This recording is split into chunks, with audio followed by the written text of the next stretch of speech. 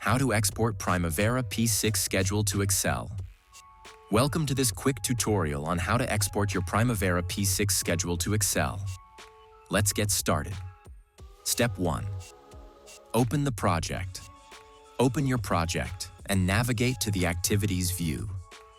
Ensure that the layout shows all the columns you want to export. Step 2. Go to File menu. Click on the File menu, then select Export. In the Export window, choose Spreadsheet, XLSX, and click Next. Step 3. Select the project and layout. Select the project you want to export. Then choose the layout that contains the desired information and click Next. Step 4. Choose the export file location. Browse to the folder where you want to save the file.